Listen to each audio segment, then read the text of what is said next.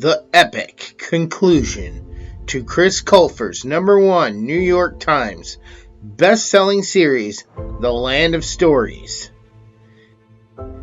In the highly anticipated conclusion of the Land of Stories series, Connor and Alex must brave the impossible.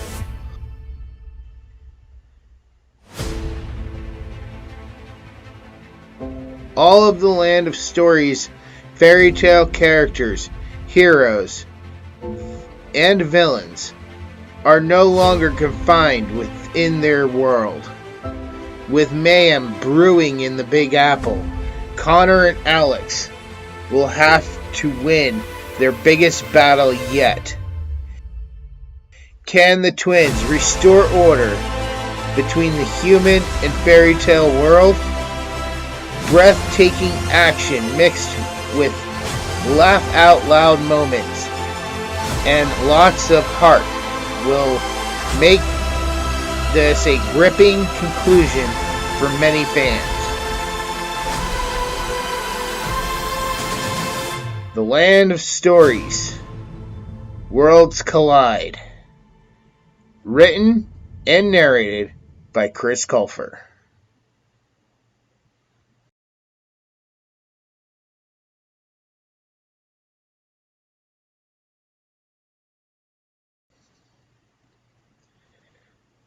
So here we are, finally at the end of the series. And I want to start by saying, despite all my nitpicking, that's what reviewers do. Does that mean I don't like this series? No. I will get into that in my next video because this will be the last one for this month. But next month, towards the beginning of the month, I do plan on doing a full series review and ranking of all 6 books. Let's begin with the title. The Land of Stories, Worlds Collide. It promises exactly what it says, so I really can't fault it for that. Although, maybe it's just me because I'm an adult and I grew up with a certain era of music, but I just keep hearing a certain rock song in my head every time I say the title. Moving on to the cover. Once again, what can I say? It's perfect. It's perfectly like every other cover in this series. It's got the exact same kind of layout, so I really can't fault it. It's fine. Moving on to the narration. Once again, Chris Colfer does a really great job. At this point, though, like I said, he's done all he's going to do with the characters. There's really nothing new. I will say, for the, whole series, I have enjoyed, listening to his narration. I personally haven't watched anything he's been in. His narration of his own book series is perfectly fine. There was no voices that didn't sound out of place. He did a really well mimicking, female voices. There are certain times where he even does it so convincingly that you forget that it's actually a guy reading the role and not actually having a female there doing the female voices. So, moving on to characters. We really only get a couple new characters, very side, minimal characters. They're all done perfectly fine. There was a new villain kind of thrown into the mix, and the way it was resolved was very underwhelming, I guess is the best term. You kind of wanted to see more happen with this certain villain. All the other villains was perfectly fine. Now moving into the meat of this review, the story. So, the story begins pretty much near the end. And spoiler alert, I mean, even though it's in chapter 1, you start with Connor as an old man. Well, that tells you right there, Connor's going to survive. No matter what, Connor's alive. And you kind of got something spoiled that should have been waited till the end.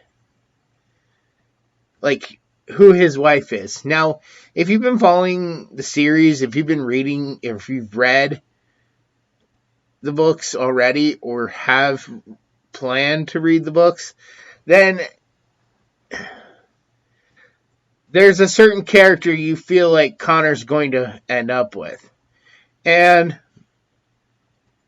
it kind of gets spoiled first thing in the book. I'm not a huge fan of stories that does this kind of thing because it kind of removes a little bit of the will they survive. If I have no further question that the main character is going to survive, I know the main character is going to make it all the way through. I myself am guilty of this in a different way. I never did it like that, but I have done that before. And I won't say where or how, but I've done it before. And that's what really turns me off, is because I'm afraid now that I'm removing that suspense away from my readers. So, if you are an author, there are two things you should avoid. And I might make a video on the things you should avoid when it comes to making plots. In my previous two videos, I've actually said I saw a problem coming and I was hoping they would address it. Well, I was shocked. They actually did address the problem that I had been thinking about. And the problem is this. So they had a magical potion which turned any book into a portal where they could go in, get characters from that book, and bring them into our world. Okay, now that that's been established, then they go into Connor's stories in book 5 to go get their own army of characters. So they could bring them into our world to fight the other army. Well, the problem I had with it is that basically turns them into gods. They could write a story giving them anything they need or would want. Go into that story, get those items, come back, and fix it all real quick. That was the issue I had. It was done where it was limited, and it was waited until like the last second. There is still the issue, though, that King Arthur and Alex from the previous book and the book before, again, some of the rules were followed, some of the rules were not really fleshed out, like the details. She keeps telling him he has to go back, but he is a fantasy character. He is a fictional character from a book. He's not the real King Arthur. It's not like they went back in time and got the real person. This is just a character of King Arthur, and it's just from one book. So why did she throw this big fit that he had to go back? And yes, it's kind of a big fit. It's like, oh, I can't take this from you. You need to do this. It's like, no, he doesn't. He's a character from a book. If he never goes back, it's not going to change anything. And some actual characters choose not to go back to their stories. At the very end, other characters from the books decide they're not going back. They're going to stay in the land of stories. So it could have worked for King Arthur too. And hell, actually, that might work out better for Merlin and Mother Goose, because by him not being in the book will never reach its conclusion.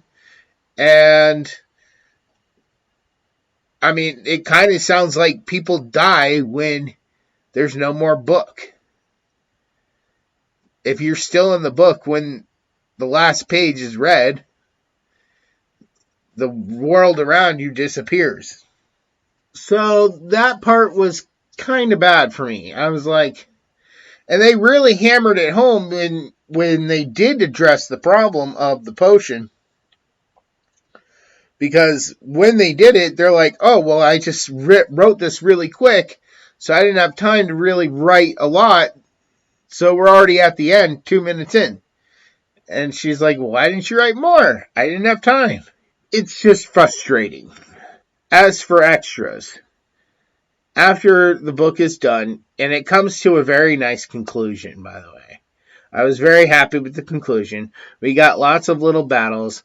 We got lots of resolve. Everything seemed like it was pretty much resolved. I did have one issue where the witch that cursed Froggy to begin with, because he kept turning back into a frog, and he's like, well, just leave me a frog. But when she actually dies, he should have been turned back into a prince, and after the final battle, been a prince again. But no, he's still a frog. So technically, that's one unresolved issue. Although he said he wanted to stay a frog, I'm sure on some level he would have liked to go back to being a human, to be with his wife and their adopted kids. So that was a little bit of an issue for me. He didn't really get his happy ending. Other than that, I really have nothing else to say.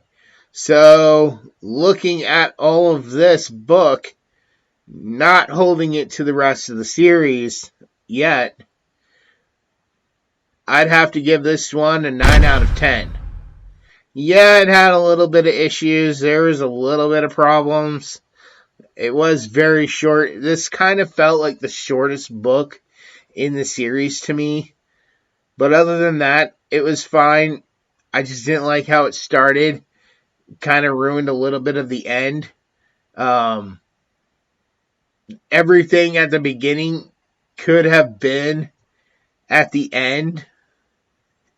Maybe just written up a different way. Other than that, this has been book 6 of the Land of Stories. I do plan, like I said at the beginning of this video, I'm going to make a series review and ranking of the entire series, where I'll talk more about all the books as one. I'll discuss some more of my issues that I've thought up of, and then I'll rank each book in the series. So hopefully you'll all look forward to that. And if you could, please subscribe. Please click the notification bell. It would help me out a tremendous amount. Also, please, while you're here, comment below. What are some things that you'd like to see me do more of? Being that I just finished the 6-book series, I'm going to probably take a little bit of a break from audiobooks for the next month or two. Mostly because I do have book 5 of my own series that is coming out in May, and I will need to focus on that. Plus, I have 2 short stories. I will still be putting out videos. Definitely a video every Monday, with bonus videos on Friday if I have something to put out. Other than that, like I said, I think I'm going to take 2 months off from audiobooks. Focus on some work I need to get done. Maybe I'll listen to an audiobook or two, and I'll still record my first reactions. But I've got one in mind. So, again, I want to thank you all for joining me on this longest series I've done so far on this channel. And it's been quite interesting. I hope to do more of these with different book series. I want to thank you all for watching, and I'll talk to you next time.